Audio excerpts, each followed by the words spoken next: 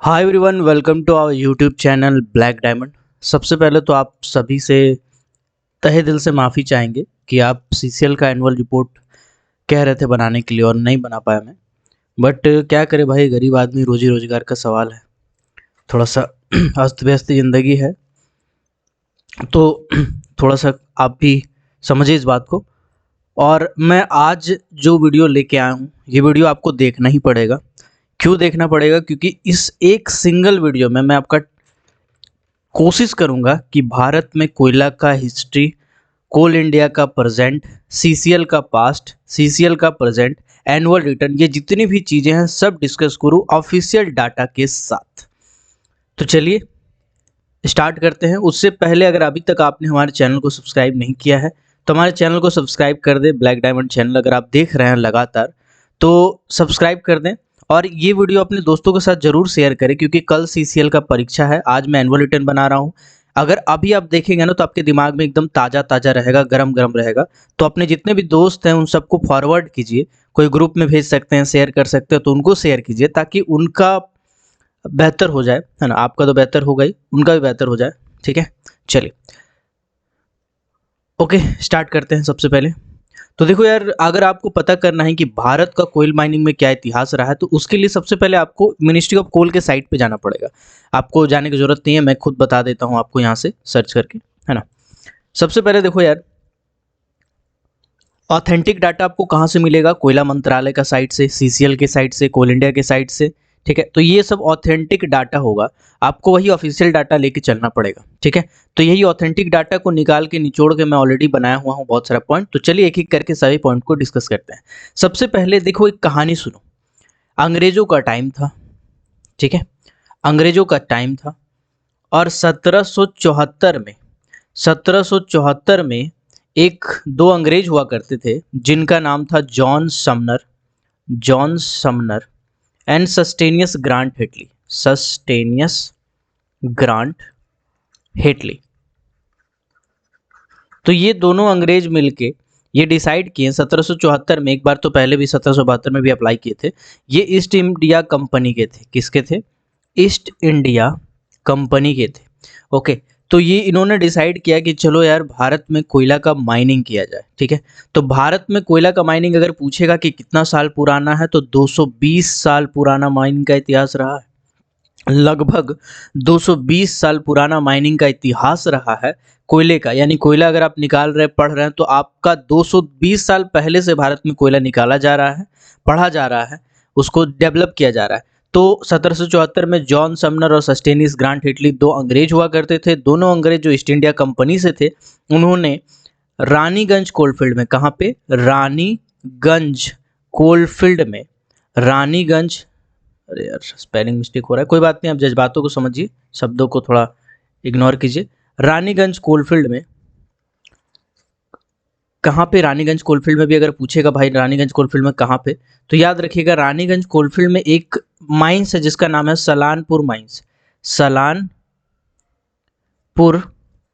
Mines, ठीक है।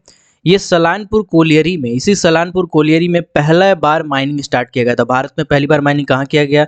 Raniganj coalfield में किया गया। रानीगंज कोलफील्ड कहाँ पड़ता है? दामोदर नदी के बगल में पड़ता है। किसके नदी के बगल में? दामोदर नदी के बगल में पड़ता है। दामोदर नदी के बगल में पड़ता है कौन सा? वेस्टर्न बैंक है ये। यानी दामोदर नदी के पश्चिमी किनारे पे बसा हुआ कोलफील्ड का नाम है रानीगंज कोलफील्ड। रानीगंज कोलफील्ड में एक माइंस था, कोलियरी था, जिसका नाम है सलानपुर कोलियरी, जिसमें भारत में सबसे पहली बार 1774 ईस्वी में माइनिंग स्टार्ट किया गया था। वहाँ के लोकल राजा के योगदान से, जिनका नाम था प्रिंस टैगोर। क्या नाम था? प्रिंस टैगोर नाम था। और जो कंपनी थी उस कंपनी का नाम था Tagore and sons private limited. Tagore and sons private limited, ये पहली कंपनी थी भारत में जिन्होंने कोयला का खनन किया था।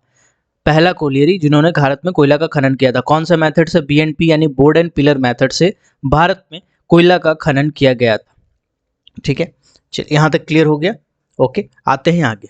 इसके बाद कोयला को लगातार बूस्ट मिलता गया, कोयला का लगातार बूस्ट मिलता गया। ठीक है, कैसे कैसे बूस्ट मिला चलिए हम बताते हैं। देखिए सस्टेनियस ग्रांट हेटली, इसका अगर इमेज देखेंगे तो ये रहा, और जॉन समनर ये रहा, टोपी वाला जो कुत्ता लेके बैठा है।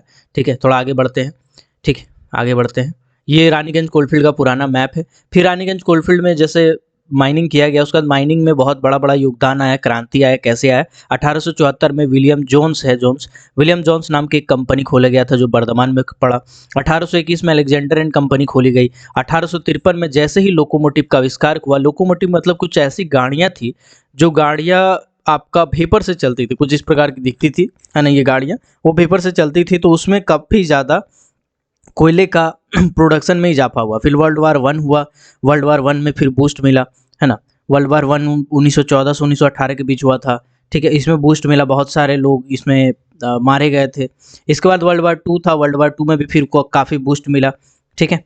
इसके बाद फिर 1930 के आसपास में 1930 के आसपास में काफ़ी क्रांति चल चुका था भारत में, है ना, जिसमें बहुत सारे क्षत्रिय, पंजाबी, कच्छीस, मारवाड़ी, गुजराती, सिंधीस, ये सभी लोग अपना अपना माइंस ओपन किए बिहार, बंगाल और उड़ीसा के क्षेत्र में, क्योंकि बिहार, बंगाल, उड़ीसा का क्षेत्र में ही ज़्यादातर कोयला का उत्पादन या कोयला का स्टॉक देखने को मिला था, तो उन्हीं जगह पे जल्दी खोला गया था।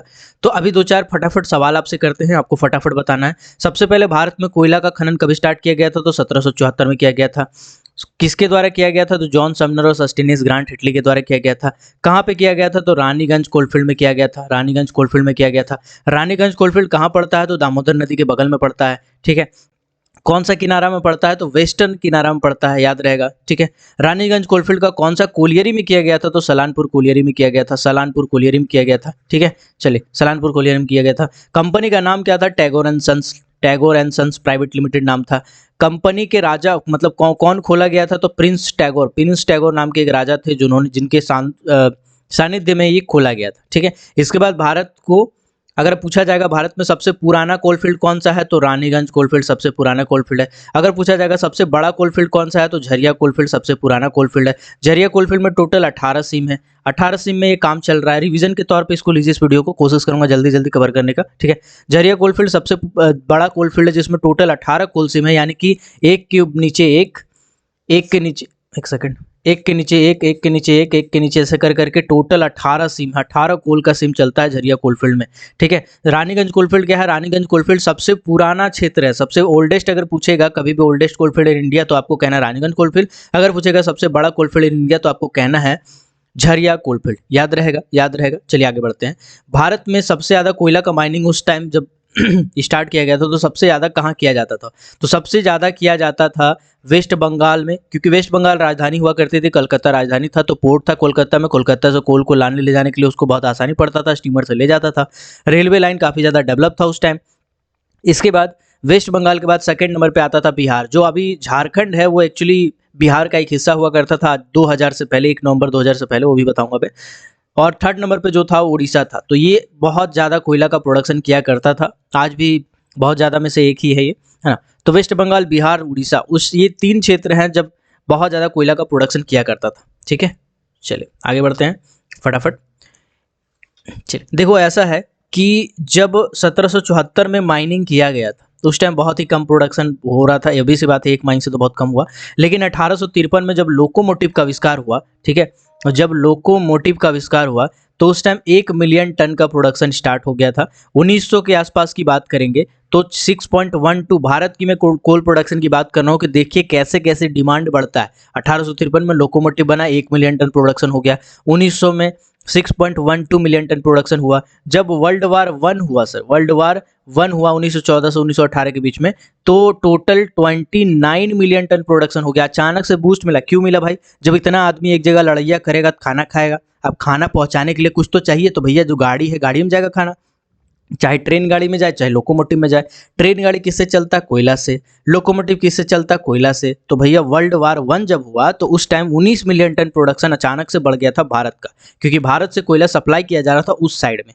1942 की बात करें तो 1942 के आसपास 30 मिलियन टन का प्रोडक्शन था भारत का, ठीक है। इसके बाद देश का आज़ाद हुआ 1947 में, जब देश आज़ाद हुआ, है ना, सुनिएगा ध्यान से। 1947 में जब देश आज़ाद हुआ तो देश के जो प्रधानमंत्री थे, तत्कालीन प्रधानमंत्री, उनका नाम था जवाहरलाल नेहरू, पंडित जवाहरलाल नेहरू। उन्होंने कहा कि 5 ईयर प्लान निकालेंगे, 5 ईयर डेवलपमेंट प्लान निकालेंगे। अरे भाई स्पेलिंग का सत्यानाश हो जाता है। जज्बातों को समझिए, स्पेलिंग को गोली मारिए, है ना, लिटरली गोली नहीं मारिए, मतलब ऐसे।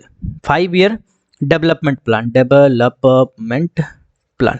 तो चाचा नेहरू ने कहा कि हम 5 ईयर का डेवलपमेंट प्लान निकालेंगे जिसमें सिस्टमैटिक एंड साइंटिफिक डेवलपमेंट होगा। क्या होगा? सिस्टमैटिक एंड साइंटिफिक डेवलपमेंट किया जाएगा। भारत में कोयला क्षेत्र को डेवलप किया जाएगा। और ये काफ़ी अच्छी मुहिम थी और इसी मुहिम के चलते एक कंपनी बनाया गया था 19 मैं कंफर्म कर लेता हूँ एक बार, हाँ 1956 में कंपनी बनाया गया था जिसका नाम था एनसीडीसी।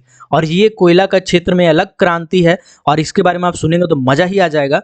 एनसीडीसी का मतलब होता है नेशनल कोल डेवलपमेंट कॉरपोरेशन, ठीक है, corporation. National coal development corporation 1956 में सेंट्रल गवर्नमेंट की एक कंपनी स्टैब्लिश किया गया था जिसका काम था भारत में पता करना कि कोयला कहाँ है। जो जियोलॉजिकल सर्वे ऑफ इंडिया अभी जो काम कर रही है, यही काम एक टाइम एनसीडीसी करती थी। कहाँ कितना कोयला का स्टॉक है, उसको कैसे माइनिंग किया जाएगा, कैसे मेथड उसको एडप्ट किया जाएगा। साइंटिफिक एक टीम बैठा के उसको प्रोजेक्ट का काम दे देती थी कि भैया देखो यहाँ पे इतना कोयला है, अब इसको निकालने के लिए जो सिस्टम होगा, जो मेथड ऑफ वर्किंग होगा, जो मैकेनाइजेशन होगा, वो आप अपना चार्ट में तैयार करो, हम कंपनी को देंगे, किसी भी कंपनी को, और वो कंपनी उस पर काम करेगी, कोयला निकालेगी। ठीक है, तो एनसीडीसी को बाद में, बड़ा ही मजेदार चीज है ये, तो पूछ सकता है, एकदम पूछ सकता है, एनसीडीसी कौन सी कंपनी आपको पता है? एनसीडीसी बन गई है सीसीएल। क्या बोल रहे हैं आप? बिल्कुल सही सुन रहे हैं आप। एनसीडीसी को कन्वर्ट कर दिया गया है सेंट्रल कोलफील्ड लिमिटेड में। और आप एग्जाम में किसकी बैठने जा रहे हैं? सेंट्रल कोलफील्ड लिमिटेड यानी सीसीएल के एग्जाम में बैठ रहे हैं। एनसीडीसी को सीसीएल में बदल दिया गया, एनसीडीसी को सीसीएल में बदल दिया गया, एनसीडीसी को सीसीएल में बदल दिया गया। ठीक है, आप चाहे तो यहाँ पे भारत सरकार का पूरा बैकग्राउंड डॉक्यूमेंट्री पढ़ सकते हैं। एनसीडीसी को बाद में चेंज कर दिया गया था। ठीक है, चलिए पूरा ऐसे करके आप चाहे तो यहाँ पे पढ़ सकते हैं। ये भारत सरकार का डाटा है, तो यहाँ पे सरकारी डाटा, सरकारी आंकड़ा जो है वही हम पढ़ा रहे हैं, है ना, ताकि आपका एक भी कंफ्यूजन का टेंशन ना हो। तो 1956 में एनसीडीसी नाम की एक कंपनी बनाई गई थी और 1956 में एक और मजेदार चीज हुआ था। क्या हुआ था सर? समझाते हैं आपको। एक कंपनी था जिसका नाम था एससीसीएल। एससीसीएल का पूरा फुल फॉर्म क्या होता है? Singareni collieries company limited. SCCL एक कंपनी थी जिसको 1940 I think, just a second, 1945 में बनाया गया था, लेकिन आंध्र प्रदेश सरकार ने इसको 1956 में अधिग्रहित कर लिया था। मतलब समझाते हैं, 1945 में एक कंपनी थी जिसका नाम था सिंगरेनी कोलियरी कोलफील्ड लिमिटेड। ठीक है, और ये सिंगरेनी कोलियरी कोलफील्ड लिमिटेड 1956 में आंध्र प्रदेश सरकार ने इसको स्टेट गवर्नमेंट घोषित कर दिया गया। स्टेट गवर्नमेंट घोषित कर दिया, बोला कि भैया मेरा ज़मीन है, मेरा ज़मीन में माइनिंग कर रहे हैं आप, मेरा ज़मीन में कोयला खोद रहे हैं, तो ये राज्य सरकार का होना चाहिए, ना कि केंद्र सरकार का होना चाहिए। तो इसको लेकर काफ़ी झगड़ा चला, लेकिन लास्ट में 1956 में उसको स्टेट गवर्नमेंट का घोषित कर दिया गया। ठीक है, स्टेट गवर्नमेंट का, आंध्र प्रदेश सरकार का जो गवर्नमेंट था उसके अंदर में इसको ला लिया गया। अभी देखिए, अगर बोलेगा कि बताओ 5 ईयर प्लान में, अब सुनिएगा ध्यान से, हम अब क्या बताएं आपको, 5 ईयर डेवलपमेंट प्लान जो चाचा नेहरू यानी पंडित जवाहरलाल नेहरू के द्वारा जारी किया गया था, उस 5 ईयर प्लान में क्या हुआ? सबसे पहले एनसीडीसी का फॉर्मेशन हुआ। ठीक है, इसके बाद एससीसीएल का फॉर्मेशन हुआ, और ये दोनों जो कंपनी है, एससीसीएल को स्टेट गवर्नमेंट में लाया गया, ये दोनों कंपनी एक तरह से सरकारी कंपनी हो गई, सरकारी कंपनी हो गई सर सरकारी कंपनी हो गई। यानी कि ये दो कंपनीज है जो 1950 का दशक में ये दो सरकारी कंपनी जो है कोयला का माइनिंग करती थी, एनसीडीसी एससीसीएल, एनसीडीसी एससीसीएल। इसमें सबसे पहला कौन सा है अगर हम पूछेंगे तो आपको एससीसीएल कहना पड़ेगा, क्योंकि एससीसीएल 1945 में फॉर्मेशन किया गया था, बाद में इसको सरकारी किया गया था। ठीक है, चलिए, तो यहाँ तक क्लियर हो गया। अभी अब एससीसीएल में जो स्टेक है ना भारत सरकार का, कुछ ऐसा है 51:49। 51 है आंध्र प्रदेश गवर्नमेंट का और 49% है सेंट्रल गवर्नमेंट का। इसलिए सेंट्रल गवर्नमेंट के जितने फैसले होते हैं आंध्र प्रदेश सरकार उसको रिजेक्ट कर देती है, या अगर अच्छा रहे तो एक्सेप्ट करती है, क्योंकि आंध्र प्रदेश गवर्नमेंट का ज़्यादा स्टेक है। तो कंपनी के मालिकाना हक आंध्र प्रदेश गवर्नमेंट के पास है, सेंट्रल गवर्नमेंट के पास 49% का हिस्सेदारी है। ठीक है, यहाँ तक क्लियर हो गया भाई साहब। ये है भारत का कोयले का कुछ इतिहास। अब आते हैं आगे। अभी देखो ऐसा है बहुत सारे और भी पीएम साहब आए, अब पीएम गए। इसके बाद एक टर्म है नेशनलाइजेशन, इससे भी क्वेश्चन पूछता है, पूछा हुआ क्वेश्चन है। नेशनलाइजेशन क्या चीज़ है? ठीक है, नेशनलाइजेशन यानी भारत के जितने भी माइंस थे उनको सरकारी करने का ऐसा फरियाद रखा गया था, दो कंपनी को छोड़ के। वो दो कंपनी कौन कौन से थे? TISCO टिस्को एंड IISCO इसको।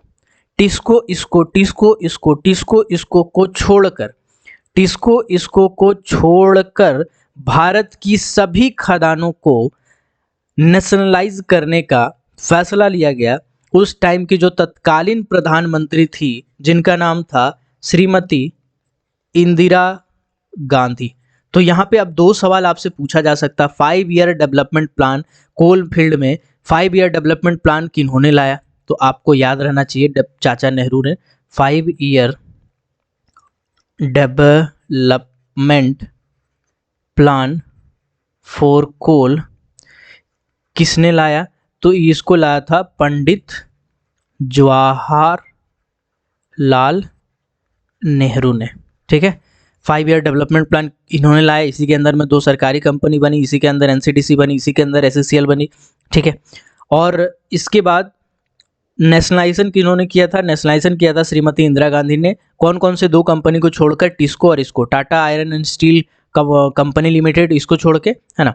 चलिए, और इंडियन आयरन एंड स्टील ऐसे कुछ नाम है, उसको छोड़ के, दो कंपनी को छोड़ के, दोनों कंपनी प्राइवेट कंपनी थी, इन दोनों प्राइवेट कंपनी को छोड़ के बाकी सभी भारत की माइंस को बेसिकली नेशनलाइज करने का फैसला लिया गया था। ये दोनों कैपेटिव माइंस थे। ये दोनों कौन से टाइप के माइंस थे? कैपेटिव माइंस थे। तो टर्म को समझिए, कैपेटिव और नॉन कैपेटिव क्या होता है समझिएगा।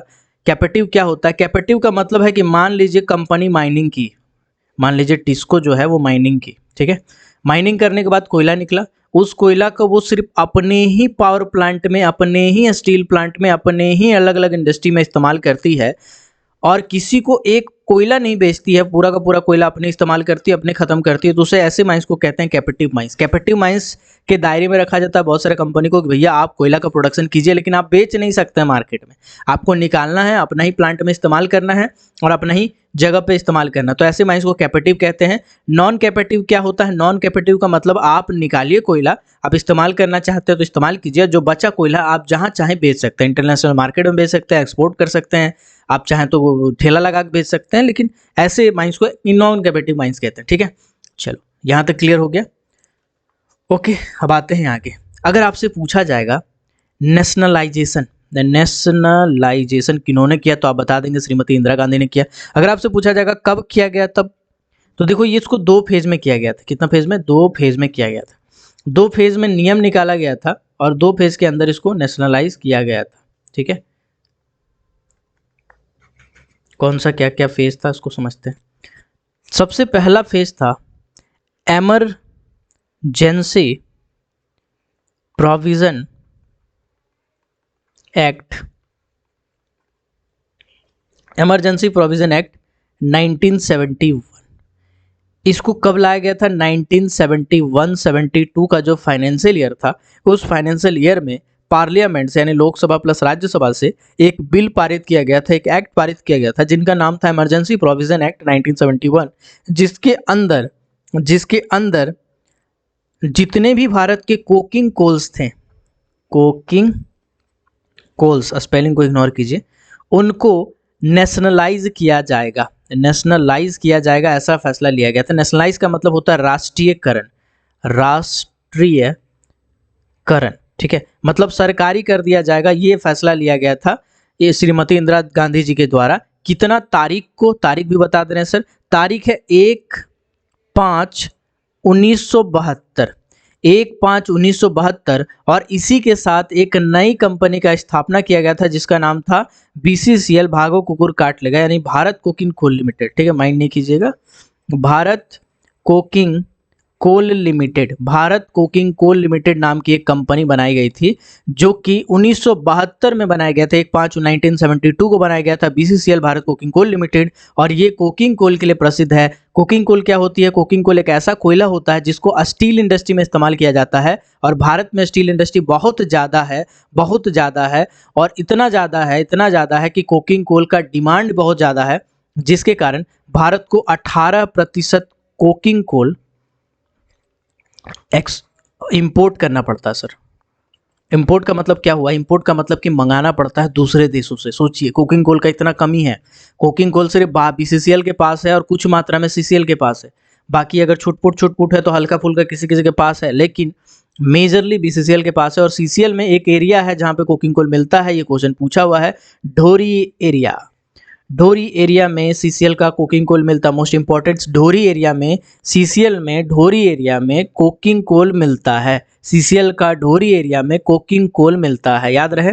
BCCL Bharat coking coal limited इकलौता ऐसा कंपनी है जो कोकिंग कोल का माइनिंग करती है। भारत में कोकिंग कोल की कमी होने के कारण 18% कोकिंग कोल इंपोर्ट करना पड़ता है, यानी बाहर के देशों से मंगाना पड़ता है। यहां तक क्लियर हो गया होगा, आई होप यहां तक क्लियर हो गया होगा आपका। ठीक है, चलिए आते हैं आगे।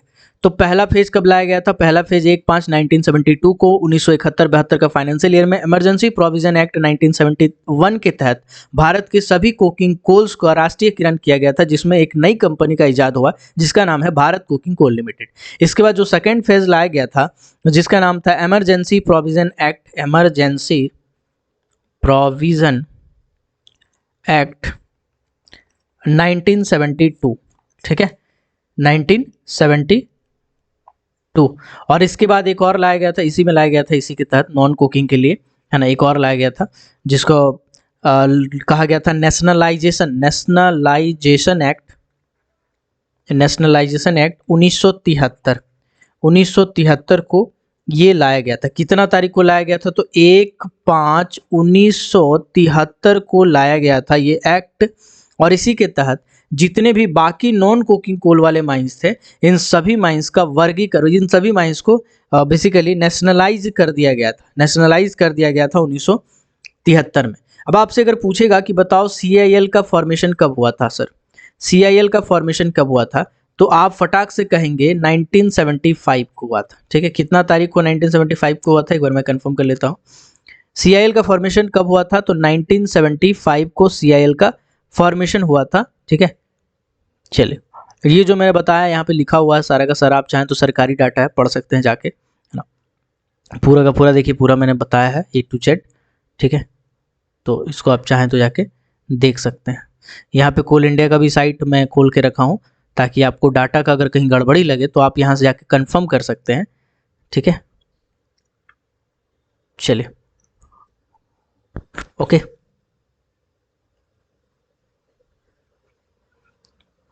चलिए, हो गया। अब मैं अपना पीपीटी ओपन कर लेता हूँ। ये पीपीटी में भी ये सब बातें लिखी हुई हैं, पूरा हिस्ट्री, जी सिविक ज्योग्राफी सब इसमें लिखा हुआ है। ओके, देखो, जब कोल इंडिया लिमिटेड का फॉर्मेशन हुआ था 1975 में, ऑफिशियली कोल इंडिया लिमिटेड का फॉर्मेशन हुआ था। कोल इंडिया का फॉर्मेशन ईयर पूछता है तो 1975, 1 नवंबर 1975 को कोल इंडिया लिमिटेड का स्थापना किया गया था। जिस टाइम स्थापना किया गया था उस टाइम कोल इंडिया की टोटल 5 सब्सिडरीज थी। ये आपका ऑफिशियल डाटा है। उस टाइम कोल इंडिया कितना सब्सिडरी था? 5 सब्सिडरीज थी, 5 सब्सिडरीज थी। कौन कौन सी थी sir? BCCL Bharat coking coal limited, ECL eastern coalfield limited, WCL western coalfield limited, NCL northern coalfield limited, CMPDIL central mining plant design institute limited. ठीक है, ऐसा नाम है इसका। तो पूरी 5 सब्सिडरी थी जिनका फॉर्मेशन पहले से हो चुका था जब कोल इंडिया लिमिटेड का फॉर्मेशन हुआ था 1975 में। इस चीज़ का ध्यान रखेंगे। ठीक है, चलिए आगे बढ़ते हैं। ओके, इसके बाद वासरीज वगैरह के बारे में है, जिसके बारे में कभी पूछा नहीं है, तो इधर उधर मैं आपको घुमाऊंगा नहीं, डायरेक्ट आऊँगा टॉपिक पे। 2011 में इसको पहली बार महारत्न का अवार्ड दिया गया था, और इंटरनेशनल अवार्ड भी इसी टाइम मिला था। 11 अप्रैल 2011 को इसको पहली बार महारत्न का अवार्ड दिया गया था। ठीक है, यहाँ तक क्लियर हो गया। चलिए आगे बढ़ते हैं। ठीक है, आगे बढ़ते हैं। ठीक है, कोल इंडिया लिमिटेड का पास्ट आप पढ़ लिए, पास्ट पढ़ लिए कोल इंडिया लिमिटेड का।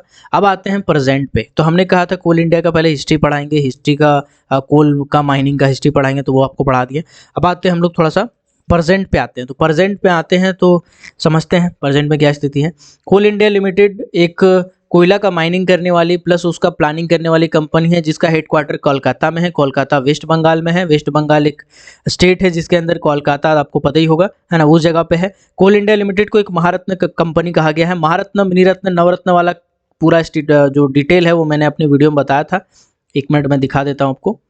अगर आप इस वाले वीडियो पे जाएंगे, आप जाएंगे ब्लैक डायमंड चैनल पे। चैनल पे जाने के बाद आप वीडियोज़ में जाएंगे। वीडियोज़ जाने के बाद आप स्विच करेंगे और यहाँ पे मैंने एक थंबनेल डाल के लिखा था कि यहाँ से 10 नंबर का आएगा SSCL और WCL ये सब का एग्जाम में। तो बेसिकली ये वीडियो बहुत ज़्यादा इंपॉर्टेंट है आपके लिए। इस वीडियो को देखेंगे तो यहाँ पे मैंने सब कुछ एक एक चीज़ को क्लियर किया है, ठीक है। 2 घंटे का वीडियो है। अभी शायद आपको टाइम मिले नहीं मिले तो स्किप करके देख सकते हैं। 1.5x 1.5 1.7x 5x ऐसे करके देखिएगा पूरी। चाहे तो जो पढ़ा हुआ चीज़ है उसको स्किप करिएगा, बाकी काम का आधा घंटा से 40 मिनट से ज़्यादा मत दीजिए, इसको निचोड़ लीजिए 40 मिनट में जो बचा हुआ टॉपिक, ठीक है। चलिए कहाँ थे अभी, हम आते हैं वापस। चलिए ओके, PPT पे थे, आते हैं आगे। तो बेसिकली कोल इंडिया लिमिटेड एक महारत्न कंपनी है। कोल इंडिया लिमिटेड का टोटल 8 सब्सिडरी है। 8 सब्सिडरी में 7 सब्सिडरी ऐसे हैं जो कोयला का माइनिंग करते हैं। 7 सब्सिडरी कोल का माइनिंग करते हैं और एक सब्सिडरी जो है वो प्लानिंग, डिजाइन, काउंसलिंग, MOU सब साइन का काम करती है। कौन कौन सी कंपनी है फटाफट देखिएगा। ECL eastern coalfield limited, BCCL Bharat coking coalfield limited, CCL central coalfield limited, WCL western coalfield limited, SECL south eastern coalfield limited, NCL northern coalfield limited, MCL Mahanadi coalfield limited. ये सातों कंपनी जो है वो भारत में कोयला का माइनिंग करती है, यानी कोल प्रोड्यूसिंग कंपनी है, कोयला का माइनिंग करती है। और एक कंपनी जो 8वां कंपनी है, 8वां सब्सिडरी है, वो आपका CMPDIL है, जो कि exploration, planning, technical support, 7 production subsidiaries basically है। और एक जो है प्लानिंग करती है जिसका नाम है central mine planning and design institute, जिसका काम है अलग अलग जगह पे खोज करना, अलग अलग मेथड डेवलप करना, कोल इंडिया को सपोर्ट करना। अलग अलग और भी कंपनीज है जिनको गोद ली हुई है, उनको भी माइनिंग में गाइड करना, ठीक है। चलिए आते हैं आगे, ओके। इसके बाद एक कंपनी है NEC जिसका नाम है northern eastern coalfield, and DCC जिसका नाम है डाकुनी कोल कॉम्प्लेक्स। ये दोनों बेसिकली डायरेक्टली ऑन किया जाता है, यानी कि इसको पूरी कोल इंडिया ही मैनेज करती है। NEC यानी नॉर्थ ईस्टर्न कोलफील्ड, जो कि आसाम में पड़ता है ना, तो उसको भी डायरेक्टली मैनेज करती है कोल इंडिया लिमिटेड। एक और कंपनी है जिसका नाम है कोल इंडियाना अफ्रीकाना लिमिटेड, CIAL, कोल इंडियाना अफ्रीकाना लिमिटेड, जो कि एक सब्सिडरी कंपनी माना जाता है। फॉरेन सब्सिडरी इसको कहते हैं, फॉरेन सब्सिडरी कहते हैं इसको, है नहीं कहते हैं। क्यों कहते हैं? क्योंकि भारत सरकार उसको फुल सपोर्ट देती है, मैनेजमेंट, प्लानिंग वगैरह सब करती है उसका, है ना, जो कि मोजाम्बिक में है। मोजाम्बिक एक अफ्रीकन कंट्री है ना। तो याद रखिएगा फॉरेन सब्सिडरी किसे कहा जाता है, तो कोल इंडियाना अफ्रीकाना लिमिटेड को कहा जाता है। कहाँ पे है? मोजाम्बिक में है, ठीक है, ओके। चलिए यहाँ तक क्लियर हो गया। अब बढ़ते हैं आगे। अब आते हैं सर भारत में कोयला का रिजर्व का क्या स्टेटस है, सुनिएगा, ध्यान से सुनिएगा। भारत में कोल रिजर्व मतलब कोयला किसके पास है, उस हिसाब से भारत का 5वां स्थान है। कितना स्थान है? 5वां स्थान है भारत में कोल रिजर्व के हिसाब से। आप कहेंगे सर डीजे देशमुख का डाटा चलेगा, नहीं। कोल इंडिया का बेसिकली डीजे देशमुख का डाटा अभी नहीं चलेगा यहाँ पे, है ना, क्योंकि ये सब चीज़ें अपडेट होती रहती हैं, तो आपको भी अपडेट रहना पड़ेगा। जो एनुअल रिटर्न है या जो कोई सरकारी मिनिस्ट्री ऑफ कोल है उनके वेबसाइट पर जो दिया रहता है वही माना जाता है ये सब कैटेगरी, ठीक है। तो कोल रिजर्व का बेसिकली 5वां स्थान है भारत में, यानी कि पहला स्थान किसका है? यूनाइटेड स्टेट का, अमेरिका का कितना स्थान परसेंटेज है, यानी 22%। इसका मतलब ये हुआ कि पूरा दुनिया में जितना भी कोयला है अकेले 12% कोयला अमेरिका के पास है। सेकंड नंबर पे रसिया है जिसका प्रतिशत है 15, यानी पूरा दुनिया में जितना भी कोयला है उसमें 15% कोयला रसिया के पास है। थर्ड नंबर पे है ऑस्ट्रेलिया जिसका प्रतिशत है, वर्ल्ड शेयर है 14%, यानी कि पूरा दुनिया में जितना भी कोयला है 14% कोयला अकेले ऑस्ट्रेलिया के पास है। फोर्थ नंबर पे है फादर ऑफ कोरोना, यानी पूरा दुनिया में जितना भी कोयला है 13% कोयला फादर ऑफ कोरोना के पास है। फिफ्थ नंबर में हमारा प्यारा इंडिया, पूरा दुनिया में जितना भी कोयला है 9.5% वर्ल्ड शेयर भारत के पास। यानी कि अगर पूछेगा कि भारत का कितना स्थान है तो 5वां स्थान है कोल रिजर्व के स्थान पे। कोल रिजर्व के हिसाब से देखेंगे तो 5वां स्थान है। कितना परसेंट वर्ल्ड शेयर है, तो याद रखिएगा 9.5% वर्ल्ड शेयर है। कितना परसेंट वर्ल्ड शेयर है? 9.5%, यानी पूरा दुनिया में जितना कोयला है 9.5% अकेला भारत के पास है। ठीक है। 6ठा नंबर पे जर्मनी है, 7वां नंबर पे यूक्रेन है, साउथ अफ्रीका है, पोलैंड है, कजाकिस्तान है, जो कभी पूछा नहीं। पूछा क्या है? पहला नंबर पे कौन है, भारत कितना नंबर पे है, बस यही सब। ओके, चलिए आते हैं आगे, बढ़ते हैं आगे। अब देखो यार, भारत में सबसे ज्यादा कौन सी स्टेट में कोयला है, तो याद रखिएगा इसका JOCWM, जॉक WM, J for Jharkhand, O for Orissa, C for Chhattisgarh, W for आपको पता है वेस्ट बंगाल, और M फॉर MP। ये है पूरा स्टेट। सीक्वेंस में अगर सजाए कोल रिजर्व के हिसाब से, तो झारखंड का पहला स्थान है, उड़ीसा का सेकंड स्थान है, C यानी छत्तीसगढ़ का तीसरा स्थान है, वेस्ट बंगाल का चौथा स्थान है, और मध्य प्रदेश का 5वां स्थान है। ये जितने भी कोल है सभी के सभी गोंडवाना पीरियड के कोल है। गोंडवाना पीरियड के कोल क्या होते हैं? क्रिटासियस एज, कार्बोनिफेरस से लेकर के क्रिटासियस एज में जो कोयला बनता है उसको गोंडवाना पीरियड का कोयला कहते हैं। गोंडवाना पीरियड का कोयला माने कुल मिला करके जो कोयला है नदी के बहाव से कारण ड्रिफ्ट थ्योरी से बना है, गोंडवाना लैंड पे बना है, उसको गोंडवाना पीरियड का कोयल कहते हैं, है ना। तो झारखंड में, उड़ीसा में, छत्तीसगढ़ में, वेस्ट बंगाल में, मध्य प्रदेश में ऐसा सीक्वेंस है, इसको याद रखिएगा। चलिए आते हैं आगे। इसके बाद है कोल रिजर्व इन इंडिया। आगे आगे और बढ़ते हैं, चाहे तो 5 याद रखिए, बाकी आगे याद करने की जरूरत नहीं है। इसके बाद है कोल का प्रोडक्शन। प्रोडक्शन के हिसाब से किस बेसिस पे है सर? तो प्रोडक्शन में हिसाब से भारत का दूसरा स्थान है। प्रोडक्शन के बेसिस पे भारत का दूसरा स्थान है। पहला स्थान में कौन है? पहला स्थान में है फादर ऑफ कोरोना। सेकंड स्थान में कौन है? सेकंड स्थान में है भारत। थर्ड स्थान में इंडोनेशिया, फोर्थ में अमेरिका है, फिफ्थ में ऑस्ट्रेलिया है। ठीक है, तो आपको भारत का याद रखना है। भारत का प्रोडक्शन के हिसाब से अगर बात करें तो सेकंड रैंक है, रिजर्व के हिसाब से बात करें तो फिफ्थ रैंक है, रिजर्व के हिसाब से 5वां रैंक, प्रोडक्शन के हिसाब से दूसरा रैंक। ठीक है, याद रखना है। आगे बढ़ते हैं। चलिए, भारत का कोयला कहाँ कहाँ कितना प्रतिशत योगदान होती है? तो भारत जो कोयला निकालता है उसमें 68% यानी कि लगभग 70%, तो 68% कोयला इलेक्ट्रिसिटी जनरेशन में खर्चा करती है। यानी कि भारत में जो बिजली बनता है उसमें भारत अपना 68% कोयला झोंक देता है, भैया बिजली बनाओ। सेकेंड नंबर पे कहाँ खर्चा होती है? उसके बाद स्टील मैन्युफैक्चरिंग में खर्चा होती है। भारत में स्टील मैन्युफैक्चरिंग में 7% कोयला खर्चा होती है। स्टील मैन्युफैक्चरिंग में 7%, 7% कोयला भारत अपना खर्च करता है। सीमेंट प्लांट में 4% कोयला खर्च करता है। बाकी अदर इंडस्ट्री है, हीटिंग वीटिंग, लंच फन, छोटा मोटा फैक्ट्री है, ये है वो अलग, तो वो सब काम का नहीं है। काम का है इलेक्ट्रिसिटी जनरेशन में सबसे ज़्यादा खर्च करती है, याद रखिएगा। सेकेंड नंबर पे स्टील है, थर्ड नंबर पे सीमेंट है। ठीक है, चलिए आगे बढ़ते हैं। अब यहाँ पे मैप दिया हुआ है डीजे देशमुख में, इसमें अलग अलग कोलफील्ड को बताया गया है, आप चाहें तो इसको देख सकते हैं।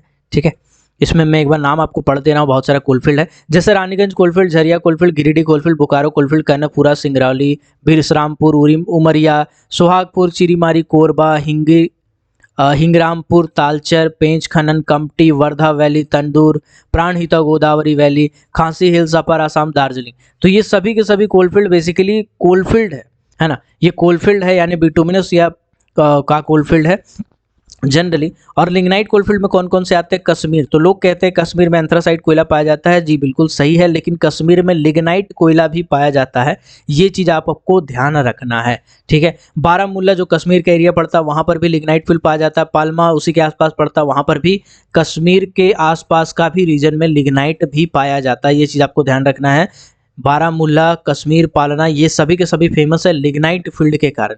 इसके बाद कच्छ है जो गुजरात रीजन में पड़ता है, यहाँ पर भी लिग्नाइट मिलता है। नवेली जिसके बारे में आपको पता है, एनएलसी एक कंपनी है जिसमें बकेटवेल एक्सकवेटर का इस्तेमाल होती है, वहाँ पर लिग्नाइट फील्ड है। इसके बाद बहूर है, तो ये सभी के सभी लिग्नाइट फील्ड है जो भारत में फेमस है। तो कुछ लिग्नाइट फील्ड के नाम भी आपको याद रखने पड़ेंगे। ठीक है, चलिए आगे आते हैं। तो बेसिकली कोल इंडिया का फॉर्मेशन कैसे हुआ, किसने किया, कैसे कैसे, क्या फेज था, नहीं था, है ना, कब कब किसका हुआ था, है ना, तो ये सब आपको मैंने पढ़ा दिया। ठीक है, वर्तमान में अभी क्या स्टेटस है वो भी मैंने आपको पढ़ा दिया। ओके, चलिए अभी थोड़ा डीप नॉलेज हो जाएगा, अभी उतना डीप में जाने का जरूरत नहीं है हमको लगता है। ठीक है, देखो सीसीएल का एक सब्सिडरी कंपनी है। आप कहेंगे सीसीएल तो खुद सब्सिडरी कंपनी है। सीसीएल का एक सब्सिडरी कंपनी है जिसका नाम है Jharkhand state railway limited.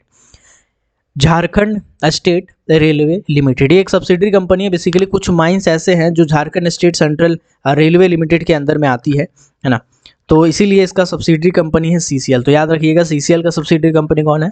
Jharkhand state railway limited. यहाँ तक क्लियर हो गया, यहाँ तक क्लियर हो गया। चलिए आगे बढ़ते हैं। ओके ठीक है, अभी कोल इंडिया का हम लोग देखते हैं आगे। एक बार मैं देख लेता हूँ, थोड़ा प्रेजेंट को अभी हम लोग थोड़ा देखेंगे। ओके, थोड़ा सा प्रेजेंट को हम लोग देखेंगे, बाकी तो बहुत ज़्यादा डीप में चला गया है ना, इतना डीप में जाने की ज़रूरत नहीं है। ओके चलो, थोड़ा सा अभी हम लोग वर्तमान में देखेंगे भाई साहब, थोड़ा वर्तमान में कुछ कुछ चीज़ें और समझेंगे। सबसे पहले तो भाई कोयला मिनिस्ट्री कौन है, कोयला मंत्री कौन है, कोल मिनिस्टर कौन है, तो आपको पता होना चाहिए कि सेंट्रल कोल मिनिस्टर है श्री प्रहलाद जोशी। श्री प्रहलाद जोशी, ऐसा क्वेश्चन बहुत बार पूछा हुआ है। तो श्री प्रहलाद जोशी साहब जो है वो आपके केंद्रीय कोयला मंत्री है, जो कहाँ से बिलोंग करते हैं, कंस्टिट्यूएंसी इसका कौन सा है, कंस्टिट्यूएंसी इनका है धारवाड़। धारवाड़ कहाँ पड़ता है, धारवाड़ पड़ता है कर्नाटका में, कर्नाटका से बिलोंग करते हैं, कर्नाटका में धारवाड़ में है। जो कि कौन से पार्टी से बिलोंग करते हैं, बीजेपी से, यानी भारतीय जनता पार्टी से बिलोंग करते हैं। कोल मिनिस्टर कौन है, प्रहलाद जोशी हैं। कहाँ से बिलोंग करते हैं, धारवाड़ कर्नाटका से बिलोंग करते हैं, बीजेपी पार्टी से हैं। इनके साथ साथ इनको और कोई पार्ट दिया गया है क्या, कोई और डिपार्टमेंट दिया गया है क्या, बिल्कुल दिया गया है।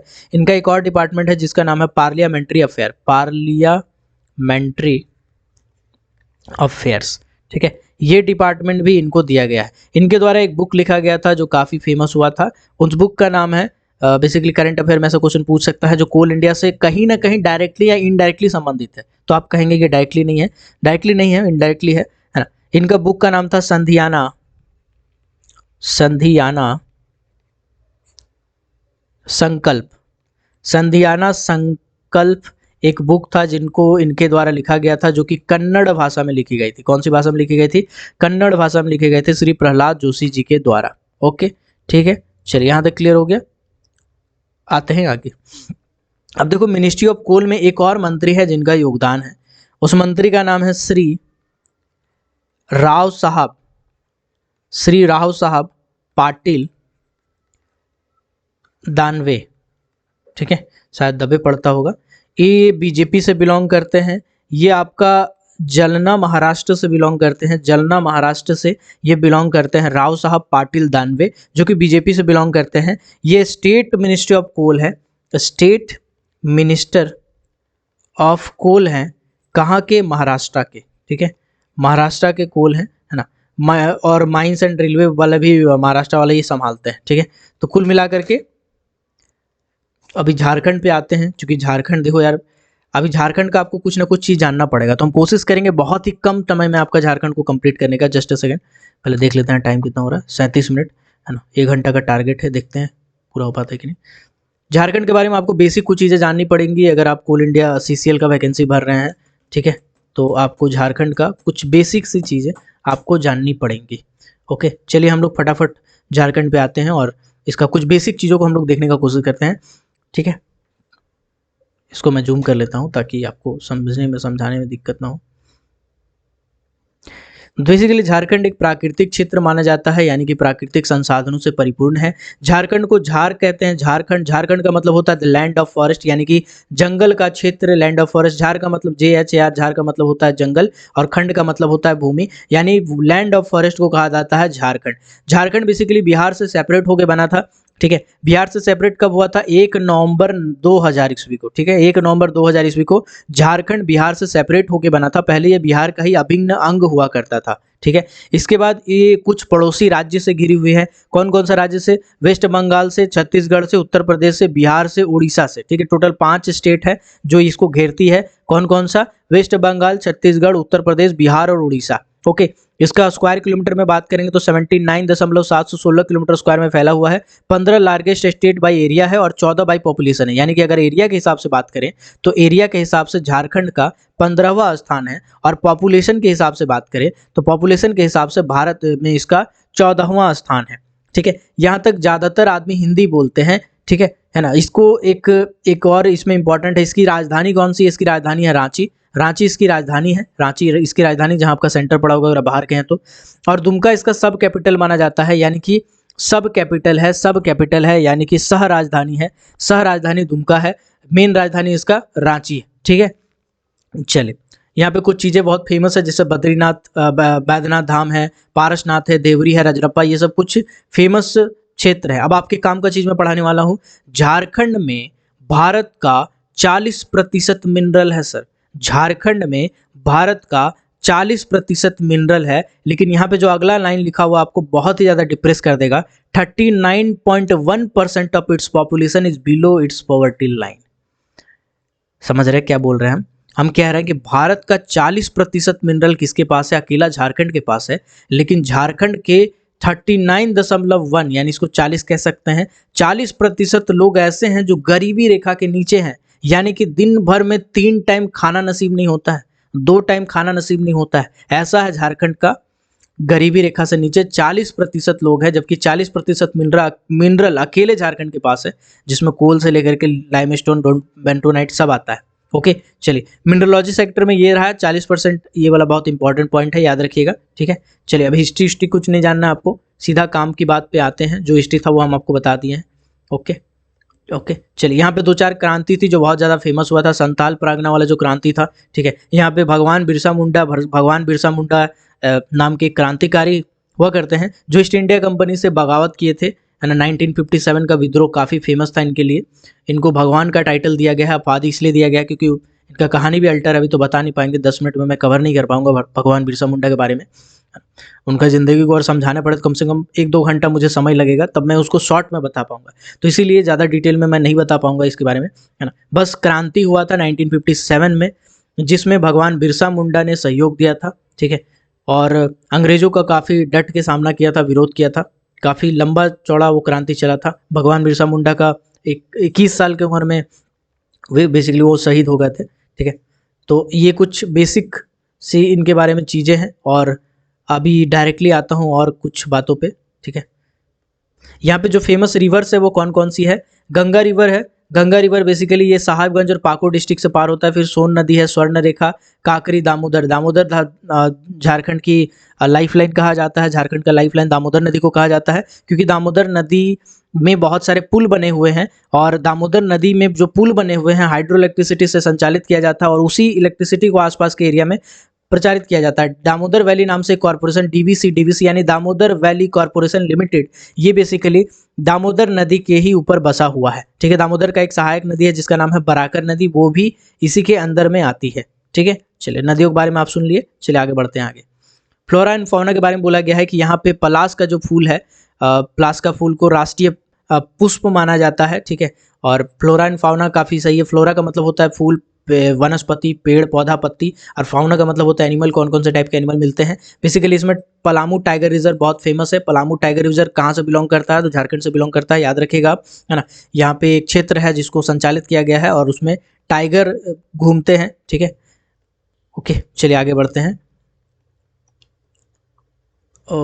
लैंग्वेजेस के बारे में बात करते हैं। तो लैंग्वेजेस बेसिकली यहाँ कौन कौन सी है? हिंदी लैंग्वेज ऑफिशियल लैंग्वेज है, और उसके बाद नागपुरी है, खोटा है, कुरमाली है, मगही है, भोजपुरी है, जिसमें मगही और संथाली 2 लैंग्वेज है जिनको 8 शेड्यूल में भारत कॉन्स्टिट्यूशन ऑफ इंडिया यानी कि भारत के संविधान के 8 शेड्यूल में शामिल किया गया था। संथाली, मगही, ठीक है, भोजपुरी तो खैर पहले से है। चलिए आगे बढ़ते हैं। रिलीजन की बात करें, धर्म की बात करें, तो एक 2021 के जनगणना के हिसाब से हिंदुज़म यानी कि 67.8% आदमी यहाँ के हिंदू है, 14.5% आदमी इस्लाम है, क्रिश्चियनिटी लगभग 4.3% क्रिश्चियन है ना, और बाकी अलग अलग पॉपुलेशन 12% है। ठीक है, चलिए टोटल इतना जब बेसिकली झारखंड बना था उस टाइम इसके टोटल 18 डिस्ट्रिक्ट हुआ करते थे। आज टोटल इसमें 24 डिस्ट्रिक्ट है। ठीक है, टोटल 24 डिस्ट्रिक्ट इसमें आज वर्तमान में है। ओके, बाकी यहाँ के चीफ मिनिस्टर की हिस्ट्री की बात करें तो पहला जो चीफ मिनिस्टर थे जिनका नाम था बाबूलाल मरांडी इनका पहला चीफ मिनिस्टर है। और झारखंड का जो वर्तमान में चीफ मिनिस्टर है उनका नाम है श्री हेमंत सोरेन, है ना। चलिए आगे बढ़ते हैं। बाकी एडमिनिस्ट्रेटिव डिस्ट्रिक्ट में बहुत सारा डिस्ट्रिक्ट है, आपको मैं एक बार पढ़ के बता दे रहा हूँ, है ना। बहुत सारा बेसिकली इसको कौन कौन सा डिवीजन में बांटा गया? पलामू डिवीजन, नॉर्थ छोटा नागपुर डिवीजन, साउथ छोटा नागपुर डिवीजन, कोल्हान डिवीजन और संथाल परगना, है ना। ये बेसिकली ये डिविजन्स है। ये कौन से है? ये डिवीजन है 1 2 3 4 5, टोटल 5 डिवीजन में बांटा गया है। पलामू डिवीजन, पलामू क्षेत्र, है ना। नॉर्थ छोटा नागपुर, साउथ छोटा नागपुर, कोल्हान और संथाल, जिसके अंदर में बहुत सारे डिस्ट्रिक्ट आते हैं, ठीक है। तो आप इसमें देख सकते हैं जो बड़े बड़े शहर हैं उनके बारे में, मेजर सिटीज़ के बारे में बात करते हैं। तो जमशेदपुर, जमशेदपुर की आबादी की बात करें, है ना, तो बहुत ज़्यादा आबादी है बेसिकली यहाँ पे, है ना। दुनिया में छठा नंबर पे आती है आबादी के मामले में। सेकंड नंबर पे धनबाद आता है, धनबाद सेकंड नंबर पे आबादी पे है। थर्ड नंबर पे रांची है, फोर्थ नंबर पे बोकारो स्टील सिटी है और फिफ्थ नंबर पे देवघर है, ठीक है। चलिए आते हैं आगे। इकोनॉमी की बात करें तो इकोनॉमी में बेसिकली जीडीपी में बहुत ज़्यादा योगदान देती है मिनरल के कारण अपना, ठीक है ना। अर्बलाइजेशन रेशियो यानी कि भारत में 24% क्षेत्र जो है वो शहरी क्षेत्र है, बाकी का जो क्षेत्र है वो ग्रामीण क्षेत्र है। 76% क्षेत्र इसका ग्रामीण है। तो आप देख रहे हैं कि 76%, बहुत ज़्यादा क्षेत्र ऐसे हैं जो ग्रामीण क्षेत्र है, रूरल क्षेत्र है। 24% क्षेत्र जो है वो शहरी क्षेत्र है, ठीक है। इसमें बहुत सारे मिनरल हैं, जैसे कि लिए अगर बात करें आयरन ओर के मामले में, तो आयरन ओर के मामले में ये चौथा स्थान पे है। कॉपर के बारे में बात करें तो पहला स्थान पे, पूरा भारत में कॉपर पहला स्थान पे कहाँ पे है? झारखंड में है। कोल की बात करें तो पहला स्थान पे पूरा भारत में, सबसे ज़्यादा कोयला कहाँ है? तो झारखंड में है। माइका की बात करें तो पहला स्थान पे पूरा भारत में माइका सबसे ज़्यादा कहाँ है? तो झारखंड में है। बॉक्साइट की बात करें तो तीसरा स्थान पे पूरा भारत में, बॉक्साइट तीसरा नंबर पे आपका झारखंड में है। Manganese, limestone, china clay, fire clay, graphite, granite, chromite, asbestos, thorium, sillimanite, uranium, uranium के लिए बहुत ज़्यादा फेमस है जादूगढ़ा माइंस, जो कि नवार पहाड़ में पड़ता है। इसके बाद गोल्ड के लिए भी रेखा माइंस करके एक है, गोल्ड के लिए भी बहुत ज़्यादा फेमस है। सिल्वर है यहाँ पे, है ना। तो सिल्वर से लेके गोल्ड तक, कोयला से लेकर के चाइना क्ले, लाइमस्टोन, मैग्नीज सब कुछ पाया जाता है झारखंड में। इसीलिए भारत में 40% मिनरल का रिजर्व अकेले झारखंड के पास है, ठीक है। बाकी इसमें फेस्टिवल कौन कौन से फेमस है फटाफट जान लीजिए। सरहुल फेस्टिवल बहुत ज़्यादा फेमस है। सरहुल कहाँ से बिलोंग करता है? सरहुल बेसिकली झारखंड से बिलोंग करता है। कर्मा फेस्टिवल भी बहुत ज़्यादा फेमस है। दुर्गा पूजा और मनसा पूजा भी बहुत ज़्यादा फेमस है। तो याद रखिएगा, सरहुल, मनसा पूजा, कर्मा फेस्टिवल, ये सभी के सभी झारखंड से संबंधित है, ठीक है। चलिए आगे बढ़ते हैं फटाफट, है ना। जो झारखंड के सिनेमा है ना, जो बहुत ज़्यादा फेमस नहीं है, उसको कहते हैं झॉलीवुड। झॉलीवुड बहुत ज़्यादा फेमस नहीं है ना। लेकिन इसमें नागपुरी, खोटा, संथाली, हो और कुरु हो अगर पूछा जाएगा, हो क्या है? हो एक भाषा है। हो एक संथाली मतलब झारखंडी भाषा है, आदिवासी बहुमल क्षेत्र का भाषा है। संथाली भाषा, हो भाषा। संथाली भाषा को याद रखिएगा 8वां शेड्यूल में शामिल किया गया है। कॉन्स्टिट्यूशन ऑफ इंडिया के 8th शेड्यूल में शामिल किया गया है संथाली भाषा को, ठीक है। चलिए आगे बढ़ते हैं। बाकी एयरपोर्ट की बात करें तो एयरपोर्ट भी यहाँ पे कुछ जगह पे है जो इम्पोर्टेंट नहीं है बहुत ज़्यादा, ये सबको इग्नोर करते हैं, है ना। रोड के बारे में बात करते हैं सब। जस्ट अ सेकंड, मैं निकाल लेता हूँ कहाँ तक थे। स्कूल्स, एजुकेशन, है ना, ये सब उतना ज़्यादा इम्पोर्टेंट नहीं है आपके लिए। जो जो था मैं बता दिया अभी। और इतना जाने के, धोनी जो है वो यहीं से बिलोंग करते हैं, झारखंड से, पता होगा तो ठीक है ना। देखिए यहाँ पे कुछ टेम्पल्स है जो बहुत फेमस है, जिससे क्वेश्चन अक्सर पूछ दिया जाता है। Netarhat hill station. नेतरहाट क्या है? एक हिल स्टेशन है, ठंडी जगह है, बादल बादल, मस्त पहाड़ वहाड़, बड़ा खूबसूरत सा जगह है। तो नेतरहाट बेसिकली झारखंड में पड़ता है, झारखंड में पड़ता है। जोना फॉल भी बेसिकली झारखंड में पड़ता है। जैन टेम्पल जिसका नाम है समेत शिखर जी, जो जैन टेम्पल है, तीर्थंकर कहा जाता है, 12वां तीर्थंकर, ये झारखंड में पड़ता है। वैद्यनाथ ज्योतिर्लिंग जो एक ज्योतिर्लिंग है, जो कि देवघर में पड़ता है। ये चारों को चारों फेमस है, इसलिए इसके बारे में जानना जरूरी है, ओके। चलिए अभी 1 मिनट, कुछ कुछ और भी चीज़ अगर मिल जाता है तो मैं बता देता हूँ, जस्ट अ सेकेंड, है ना। अभी कुछ कुछ और भी फटाफट दिमाग में डालते जाइएगा।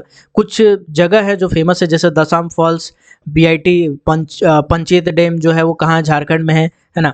समेत शिखर जी, जैन महातंगा जिसके बारे में मैंने बताया, बैद्यनाथ मैंने बताया, पथरातू मैंने बता दिया, डालमा वाइल्ड लाइफ सेंचुरी भी बहुत फेमस है, ठीक है। चलिए आगे बढ़ते हैं, ओके। चलिए, झारखंड का स्थापना कब हुआ था? 15 नवंबर 2000 को, मैंने बता दिया। पहले बिहार का पार्ट हुआ करता था। अभी टोटल 14 जिला है, 5 डिवीजन बटा हुआ। जमशेदपुर सबसे बड़ा सिटी है, सबसे ज़्यादा पॉपुलेशन है इसका। कैपिटल कौन सा है? रांची है। सब कैपिटल कौन सा है? दुमका है, मैंने बता दिया अभी सब आपको, ठीक है। अगर गवर्नर की बात करें तो कौन है? सीपी राधाकृष्णन साहब अभी गवर्नमेंट थे। चीफ मिनिस्टर कौन है? चीफ मिनिस्टर है हेमंत सोरेन साहब। असेंबली कौन सा है? मतलब 81 सीट है असेंबली में टोटल, पार्लियामेंट इंडिया। राज्यसभा में टोटल 4 सीटें हैं, लोकसभा में 14 सीटें हैं। हाई कोर्ट झारखंड का कहाँ है? हाई कोर्ट झारखंड का रांची में स्थित है, जो कि राजधानी है, ठीक है। 15 नंबर पे आता है आपका एरिया वाइज, 14 नंबर पे आता है जनसंख्या वाइज, मैंने बता दिया है, ठीक है। चलिए आगे बढ़ते हैं। बहुत सारी लैंग्वेजेस है, उतनी डिटेल में जाने की जरूरत नहीं है, ठीक है। हाँ ये सब पूछा हुआ क्वेश्चन है। राजकीय पक्षी कौन सा है? तो राजकीय पक्षी है कोयल। राजकीय पक्षी कौन सा है? राजकीय पक्षी है कोयल। राजकीय फूल कौन सा है? राजकीय फूल है पलाश। राजकीय फूल कौन सा है? राजकीय फूल है पलाश। राजकीय ट्री, राजकीय पेड़ कौन सा है? राजकीय पेड़ है साल। साल जो पेड़ है वो राजकीय पेड़ है। और राजकीय मैमल कौन सा है? भारतीय हाथी। भारतीय हाथी जो है राजकीय मैमल में आता है। ठीक है, यहाँ तक अगर आप कर लिए हैं तो झारखंड से अगर एक भी क्वेश्चन पूछेगा तो आपका छूटेगा नहीं, क्योंकि बेसिक क्वेश्चन पूछते हैं जो कि मैंने आपको बता दिया। ठीक है, बेसिक क्वेश्चन पूछते हैं जो कि मैंने आपको बता दिया। अगर पूछेगा कि झारखंड के कोयला मंत्री कौन है, झारखंड के कोयला मंत्री कौन है, तो हेमंत सोरेन। हेमंत सोरेन जो कि सीएम है, उन्होंने अपना कोयला मिनिस्ट्री भी अपने ही पास रखा। बहुत सारे मिनिस्ट्री अपने पास रखे हुए हैं। Department of building construction, cabinet, vigilance, election, department of energy, department of forest, environment, climate change, है ना, सब कुछ रखे हुए हैं अपने अंदर में। ठीक है, बाकी मैं कुछ बोलूँगा नहीं भाई साहब, है ना कोई तो देख ही रहे होंगे जो झारखंड के है, तो है ना, बांस लेके दौड़े लगता हूँ और पीछू पीछू। तो हेमंत सोरेन के अंदर में जो कि सीएम है ना, सीएम हेमंत सोरेन के अंदर में कुछ कुछ डिपार्टमेंट रखे हैं अपने हाथ में। कौन कौन से डिपार्टमेंट है मैं बता देता हूँ। फिलहाल कुछ इंपॉर्टेंट डिपार्टमेंट बता देता हूँ, सब अगर बताने जाऊँगा तो बहुत लंबा हो जाएगा। डिपार्टमेंट ऑफ फॉरेस्ट, ये इन्हीं के पास है। तो पूछेगा फॉरेस्ट मंत्री कौन है, तो यही है। अगर बोलेगा environment and environment, department of forest, environment and climate change, है ना, MOEFCC, इसका फुल फॉर्म पे पूछा था, ministry of environment, forest and clear change, है ना, क्लाइमेट चेंज। ठीक है, इसके बाद आपका माइंस एंड जूलॉजी भी इसी के अंदर में आता है। Department of mining and zoology भी इसी के अंदर में आता है, याद रखिएगा। चलिए, झारखंड वाला सब निपट गया। ओके, और कोल इंडिया का हिस्ट्री हो गया, कोल इंडिया का प्रेजेंट हो गया, कोल इंडिया का पास्ट तो हमने बता दिया था, ये हो गया। चलो अब आते हैं सीधा सीधी सीसीएल के ऊपर। अब सीसीएल के बारे में हल्का फुल्का कुछ क्षेत्र जानेंगे, है ना। बाकी मैं आपको कहूँगा, रिकमेंड करूँगा कि आपके पास अगर टाइम बचा हुआ है तो जाके ये वाला वीडियो देखें। ये 10 नंबर यहीं से आएगा, ऐसा करके होगा, है ना, 2 घंटा का। तो ये वाला वीडियो स्किप करके देखें, इसमें बहुत सारा पॉइंट है जो मैंने कवर करा दिया है। ठीक है, चलिए अब आते हैं सीसीएल के ऊपर में।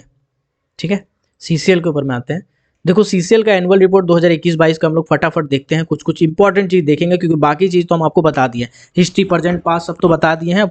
सीसीएल का कुछ कुछ चीज़ हम लोग देखेंगे। ठीक है, चलिए, सीसीएल के सीएमडी साहब कौन है, जो सबसे एवरग्रीन क्वेश्चन है, हर बार पूछा गया क्वेश्चन है, मतलब ऐसा क्वेश्चन है जो अक्सर कोल इंडिया का वैकेंसी में पूछता है। चेयरमैन का मैनेजिंग डायरेक्टर है पीएम प्रसाद साहब। पीएम प्रसाद साहब आपका चेयरमैन कम मैनेजिंग डायरेक्टर है। इसके बाद इन्होंने एक एडिशनल चार्ज लिया हुआ है। एडिशनल चार्ज का मतलब है कि अपना डिपार्टमेंट तो संभालेंगे, साथ ही साथ ये वाला पोस्ट भी संभालेंगे। वो पोस्ट है डायरेक्टर पर्सनल का। डायरेक्टर पर्सनल भी आपका सीएमडी साहब ही हैं, यानी पीएम प्रसाद साहब ही हैं। उसके बाद आपका डायरेक्टर टेक्निकल कौन है? डायरेक्टर टेक्निकल है राम बाबू प्रसाद और एसके गोमसाता और राम बाबू प्रसाद, ये कौन है? ये आपके बेसिकली फाइनेंशियल डायरेक्टर। ओके, इसके बाद पूछा जाएगा कि बताइए DYDG कौन है मिनिस्ट्री ऑफ कोल के?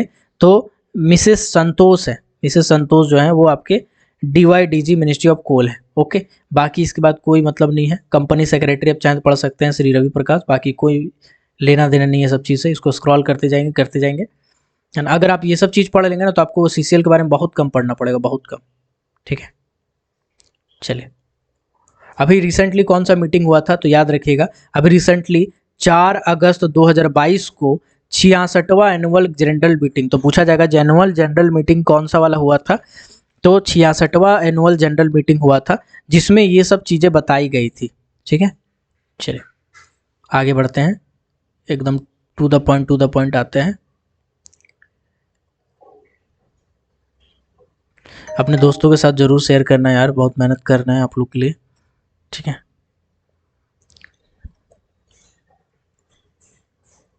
देखिए, पूछा जाएगा कि बताओ सीसीएल का प्रोडक्शन 2021-22 में कितना था? तो सीसीएल का प्रोडक्शन 2021-22 में 68.846 मिलियन टन था। कितना था? 68.846 मिलियन टन था, है ना, जो कि इसमें ग्रोथ देखने को मिला 9.96%, है ना। कंपनी प्रोफाइल के बारे में बात करें तो सीसीएल के पास अभी टोटल 52 ऑपरेटिव माइंस है। कितना ऑपरेटिव माइंस है? टोटल 52 ऑपरेटिव माइंस है सीसीएल के पास। ठीक है, कौन कौन सा माइंस है? अंडरग्राउंड माइंस है टोटल 11 गो, ओपन कास्ट माइंस है टोटल 41 गो। ठीक है, 52 ऑपरेटिव माइंस में से 52 ऑपरेटिव का मतलब 52 ऐसे माइंस है जो अभी फिलहाल चल रहे हैं। ठीक है, उसमें से कौन कौन सा माइंस है? तो टोटल 11 माइंस है अंडरग्राउंड माइंस। ठीक है, total, just a second, area के बारे में जानना जरूरी है, एरिया शायद एनुअल रिटर्न में नहीं दिया हुआ है ना। एरिया भी पूछ देता है भाई, तो एरिया यहाँ पे आपके सामने मैं खोल दिया हूँ और एक भी और मैं बता दूंगा। सबसे पहले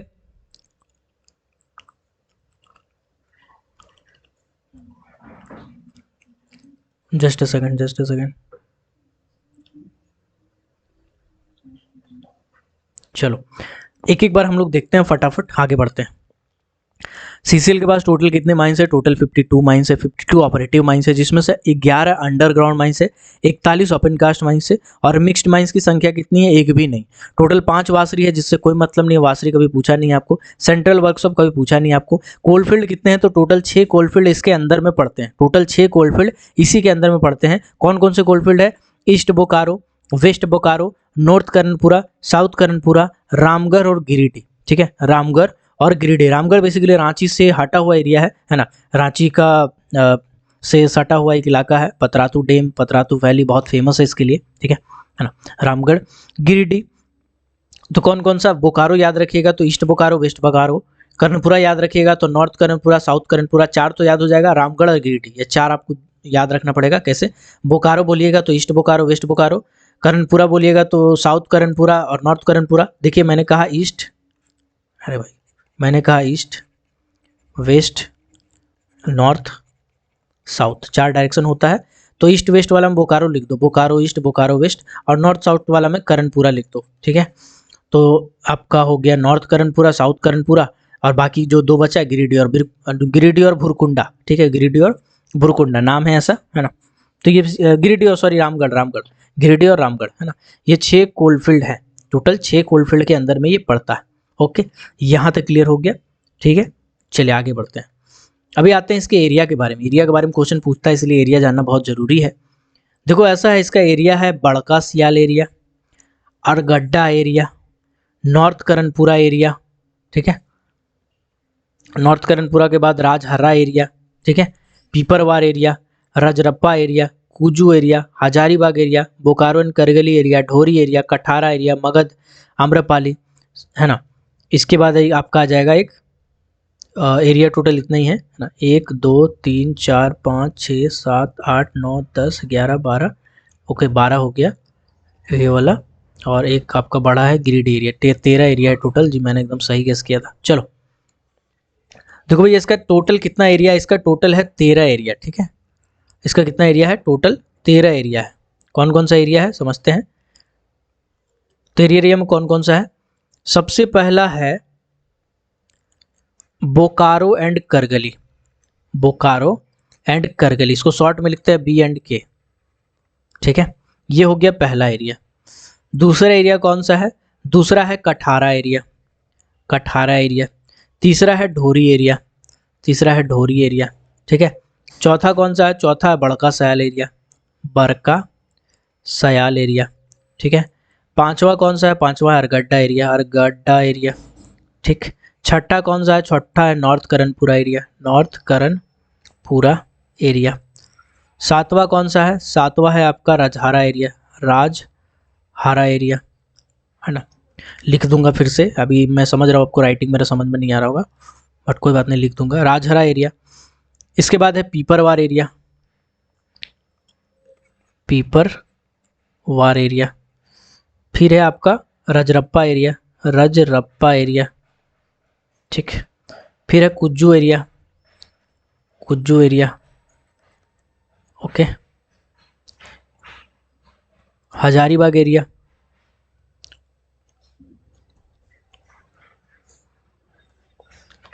हजारीबाग एरिया। और 12वां नंबर पे हो जाएगा मगध आम्रपाली, मगध अमरपाली। और 13वां नंबर पे एक नया एरिया बना है, जो बना है गिरिडीह एरिया। तो क्वेश्चन बहुत ज़्यादा इंपॉर्टेंट मैं लिख दे रहा हूँ, मैं समझ रहा हूँ आपको राइटिंग एकदम गंदा गंदा दिखेगा, कोई बात नहीं, कोई बात नहीं, मैं आपके लिए बैठा हूँ भाई, है ना, रोना नहीं है, रुक जाओ। एरिया लिखना शुरू करता हूँ। पहले लिखिएगा एरियाज ऑफ सीसीएल, इसको नोट कर ले तो ज़्यादा अच्छा रहेगा।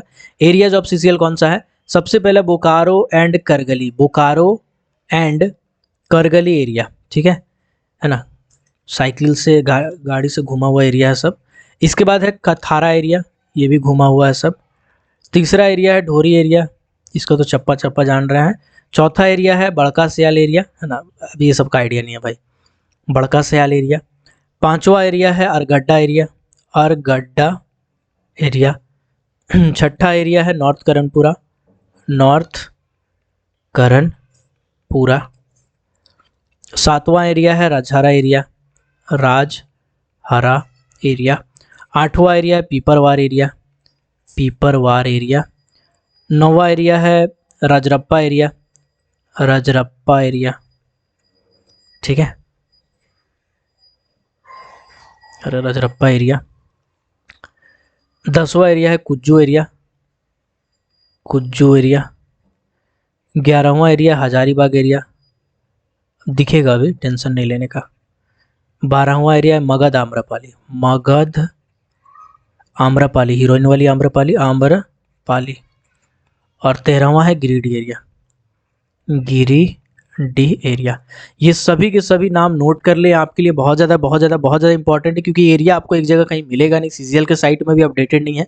टोटल 13 है, टोटल 13 बोल रहे हैं, मतलब टोटल 13 एरिया है, ठीक है, जिसमें से सबसे नया वाला कौन है, सबसे नया वाला है गिरिडीह एरिया। तो कभी क्वेश्चन पूछेगा बताओ भाई सबसे नयका एरिया कौन सा है, तो गिरिडीह एरिया सबसे नयका एरिया है, ठीक है, गिरिडीह एरिया जो है वो सबसे नयका वाला एरिया है। तो याद रखिएगा, अगर इसमें से पूछेगा कि बताओ कोकिंग कोल कहाँ पाया जाता है, तो याद रखिएगा ढोरी कोलफील्ड में या ढोरी एरिया में, यहाँ पे पाया जाता है आपका कोकिंग कोल। कहाँ पाया जाता है, ढोरी एरिया में कोकिंग कोल पाया जाता है, ठीक है।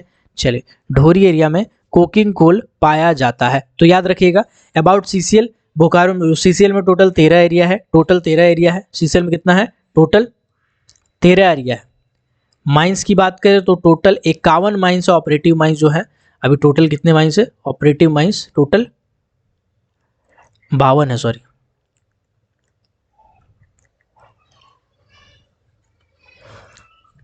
11 यूजी है, 41 जो है वो ओसी है, ठीक है।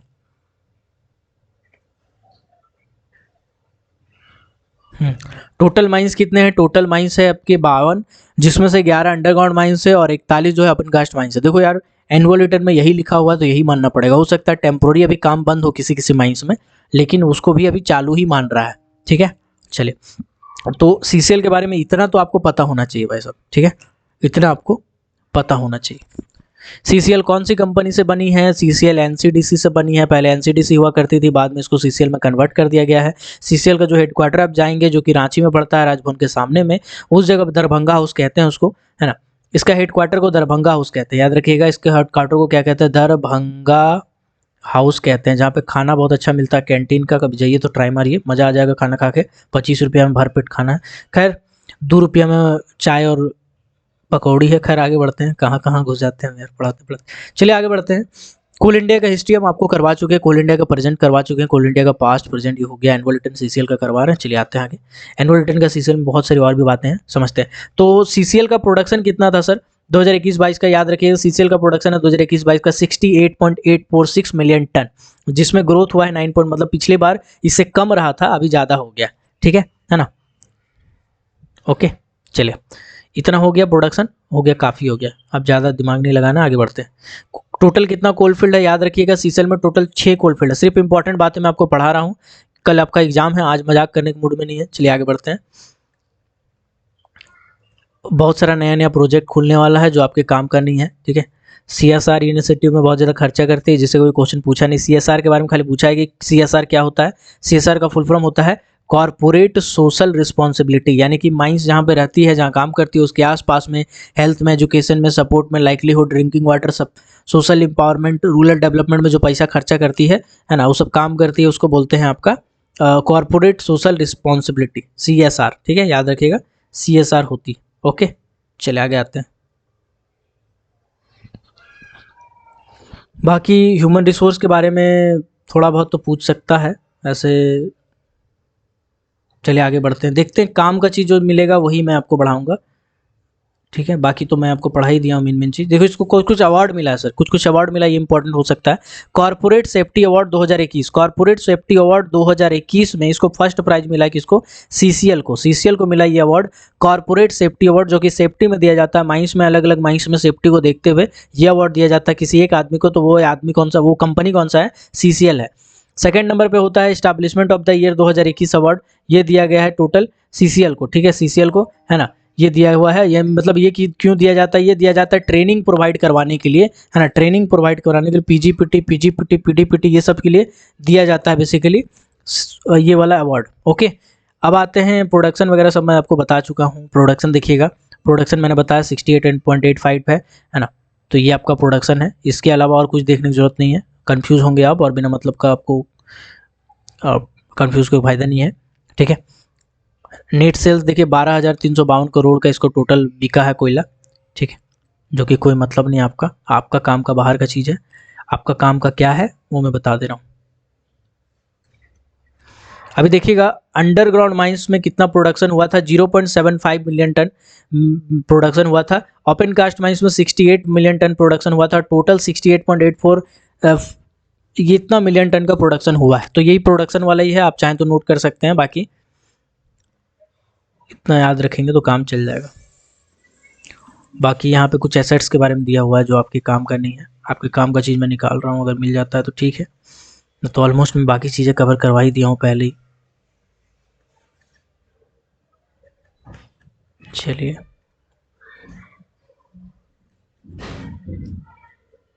ओके, टारगेट देखिए कितना पूछेगा कि बताओ भाई टारगेट कितना रखा गया था, तो 74 मिलियन टन टारगेट रखा गया था, 74 मिलियन टन टारगेट रखा गया था, लेकिन उसमें कितना अचीव कर पाए? 68.84 मिलियन टन अचीव कर पाए, 68.84 मिलियन टन ही प्रोडक्शन अचीव कर पाई है।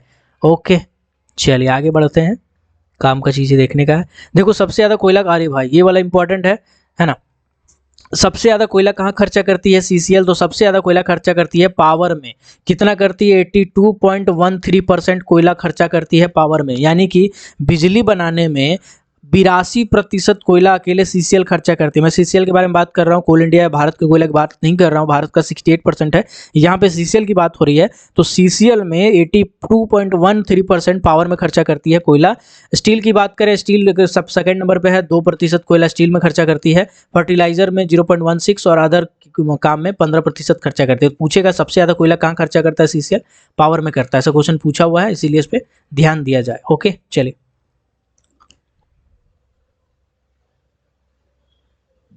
हाँ चलो मशीनरी के बारे में देख लो। मशीनरी के बारे में इसमें सवाल थोड़ा कम बन रहा है मेरे लिए, मुझे नहीं लगता प्रश्न मशीनरी के बारे में पूछेगा, लेकिन मैं बताता हूँ आपको क्या पूछ सकता है। सोवेल कितना है? टोटल 72 सोवेल है। डंपर कितना है? 292 है। डोजर कितना है? 180 है। ड्रिल कितना? 104 है। टोटल इतना मशीनरी है ना, पहले इतना हुआ करता था, अभी इतना है। इसमें क्वेश्चन क्या बनेगा जो कहीं लिखा हुआ होगा, आप देखेंगे तो मिल जाएगा आपको। Surface miner, surface miner CCL की कौन सी माइंस में है? तो याद रखिएगा कारो ओपन कास्ट प्रोजेक्ट में सरफेस माइनर है। कारो ओपन कास्ट प्रोजेक्ट में सरफेस माइनर है, सरफेस माइनर है, इसका संख्या 2 या 3 है, ठीक है, ध्यान रखिएगा, है ना। कारो ओपन कास्ट माइंस में सरफेस माइनर है। कौन सा माइंस में है? कारो ओपन कास्ट माइंस। कौन सा एरिया में पड़ता है? Bokaro and Kargali, B and K area पड़ता है, ठीक है, बी एंड के एरिया पड़ता है, बोकारो एंड करगली एरिया पड़ता है। कारो ओपन कास्ट माइंस, KARO, कारो OCP, इसी के अंदर में पड़ता है, जिसमें सरफेस माइनर है। ये एक इंपॉर्टेंट क्वेश्चन है, ठीक है। चलिए बाकी यहाँ पे पूरा डिटेल में दिया है एक एक चीज़ जो आपके काम का नहीं है।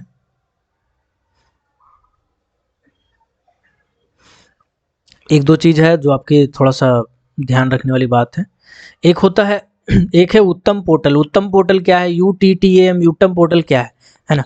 उत्तम पोर्टल क्या है? तो बेसिकली कोल का क्वालिटी मॉनिटर करने के लिए, मतलब ऑनलाइन मॉनिटर करने के लिए उत्तम पोर्टल बनाया गया है। उत्तम पोर्टल का मतलब है unlocking transparency by third party assessment of mined coal, यानी माइंड कोल जो होता है उसको एक थर्ड पार्टी है जो असेसमेंट करके रिपोर्ट डालता है, ये आपका उत्तम पोर्टल पे डालता है। तो उत्तम पोर्टल बेसिकली कोल का क्वालिटी से संबंधित है, ठीक है, ध्यान रखिएगा।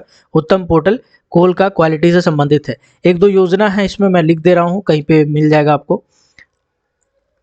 लाडली योजना, लाडली योजना किसके तहत आता है? तो सीसीएल के तहत आता है लाडली योजना। लाल लाडली योजना भी इसी के अंदर में आता है, ठीक है।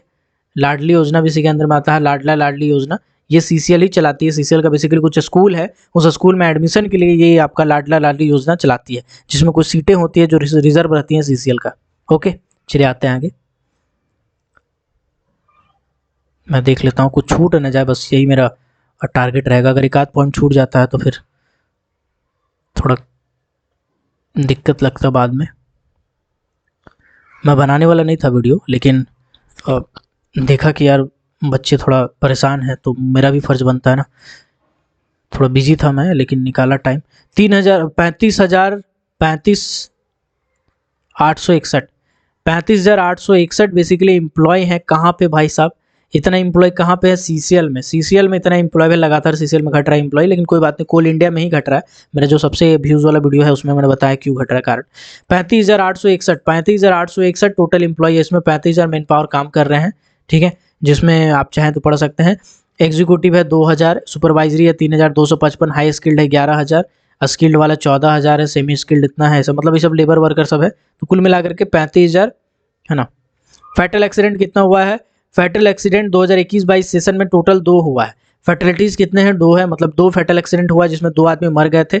सीरियस एक्सीडेंट कितना हुआ? 2 हुआ है। सीनियर इंजरी कितना हुआ? 3 हुआ, मतलब सीरियस एक्सीडेंट 2 हुआ है जिसमें 3 आदमी इंजर्ड हो चुके थे, ठीक है। तो ये आपका इंपॉर्टेंट है, बाकी सबको कोई मतलब नहीं है ना। तो ऊपर का 3-4 चीज़ पढ़ लो। फैटल एक्सीडेंट 2 हुआ, 2 आदमी मर गया। सीरियस एक्सीडेंट 2 हुआ जिसमें 3 आदमी को चोट लगा, ठीक है।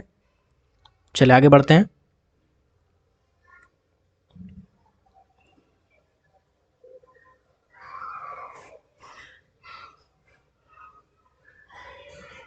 भुरकुंडा का बीटीटीआई सेंटर कहाँ पे है? भुरकुंडा में है। ये सीसीएल के अंदर में आता है बीटीटीआई सेंटर। बेसिकली इसमें ट्रेनिंग दिया जाता है माइनिंग सरदार का और ये सब चीज़ों का, है ना। बाकी चाहें तो आप देख सकते हैं। बाकी इंपॉर्टेंट ऐसा कुछ लग नहीं रहा है, और ऑलमोस्ट मैंने सब पढ़ा दिया है, ठीक है। ऑलमोस्ट मैंने सब करवा ही दिया है। ऐसे आप देखेंगे तो ये बहुत लंबा हो जाएगा, है ना, इतना आप डिटेल में पढ़ भी नहीं पाएंगे। चलिए, अब ज़्यादा लंबा बना के फ़ायदा भी नहीं है ना। 1 घंटा हो गया होगा, 1 घंटा 11 मिनट हो गया। तो आपसे रिक्वेस्ट है मेरा एक बहुत ही, एक मिनट रुक जाओ। कुछ चीज़ जो मैंने रखा हुआ था उसको मैं एक बार बता देता हूँ आपको। Just a second. देखो, ट्विटर में ट्वीट किया गया था 2021-22 में फाइनेंशियल ईयर में कोल इंडिया लिमिटेड का जो टारगेट था, कोल इंडिया लिमिटेड जो टेंटेटिव कोल प्रोडक्शन का प्लान था वो 700 मिलियन टन था। तो अगर पूछा जाएगा बताओ 2022-23 में कितना प्रोडक्शन टारगेट रखा गया था, क्योंकि प्रोडक्शन कितना हुआ ये पता नहीं चला, क्योंकि 2022-23 सेशन अभी तक पार नहीं हुआ है ना। अभी आएगा तो लंबा टाइम लग जाएगा। तो 700 मिलियन टन इसका टारगेट रखा गया था। कितना रखा गया था? कोल इंडिया लिमिटेड सीआईएल का टारगेट 2023-24 में 700 मिलियन टन रखा गया था, जिसमें अलग अलग कंपनी को अलग अलग टारगेट दिया गया था। क्या क्या है टारगेट, चलिए हम लोग देख लेते हैं। ईस्टर्न कोलफील्ड लिमिटेड को दिया गया 50 मिलियन टन का टारगेट। बीसीसीएल को दिया गया था 32 मिलियन टन का टारगेट। सीसीएल को दिया गया था आपका 76 मिलियन टन का टारगेट। नॉर्दर्न कोलफील्ड लिमिटेड को दिया गया था 122 मिलियन टन का। डब्ल्यूसीएल को 62 मिलियन टन, एससीसीएल को 182 million ton, Mahanadi coalfield limited को 176 million ton, total 700 million ton का टारगेट दिया गया था। तो इंपॉर्टेंट हो सकता है कि कितना टारगेट रहा है इस बार का, ठीक है। तो ये आप देख लीजिएगा। इसके बाद एक आध छोटा मोटा बात अगर मिल जाता है देख लेता हूँ, तो कोई बात नहीं, ठीक है। तो बेसिकली पूरा का पूरा भारत का अगर देखेंगे प्रोडक्शन टारगेट इस साल का, तो पूरा का पूरा भारत का जो प्रोडक्शन हुआ है, प्रोडक्शन हुआ, टारगेट नहीं, प्रोडक्शन हुआ है, वो 893.08 मिलियन टन का प्रोडक्शन हुआ है। प्रोडक्शन जो हुआ है वो 893.08 मिलियन टन का प्रोडक्शन हुआ है पूरा भारत में अभी कोयला का, ठीक है। चलिए, पूरा भारत में कोयला का इतना प्रोडक्शन हुआ है। ओके, आते हैं आगे। बाकी मैंने सब साइट से देख लेता हूँ, कुछ छूट न जाए मेरे से यार, यही डर लगा रहता है ना। चलो, कुछ नहीं छूटा यार, ऑलमोस्ट सब कंप्लीट हो गया। A to Z टॉपिक जो मैंने सोचा था वो कंप्लीट हो गया। ये वीडियो अगर आप देख लीजिएगा तो आपका बहुत काम आने वाला है। कल सीसीएल का एग्जाम है बाबू। मेरा एक रिक्वेस्ट है, विनती है आपसे, ये वीडियो जितना हो सके शेयर करें, क्योंकि बहुत सारे बच्चे ऐसे होंगे जो नहीं देख पाए हैं वीडियो, है ना। एक बार जाके वो देख लेंगे, आपके जो भी दोस्त हैं, साथी हैं, है ना। सेल्फिश मत बनिएगा कि नहीं देखेगा तो उसका नंबर नहीं आएगा, ऐसा नहीं है ना। पढ़ने वाले पढ़ ही लेते हैं। तो चैनल को सब्सक्राइब करें और इस वीडियो को जरूर शेयर करें अपने दोस्तों के साथ या ग्रुप में, जहां भी आप कर सकते हैं। मिलते हैं अगले किसी और वीडियो में किसी और टॉपिक के साथ। तब तक के लिए पहले तो बेस्ट ऑफ लक आपको कल का एग्जाम के लिए, और तब तक के लिए सबको keep watching, keep supporting. Till then, जय हिंद।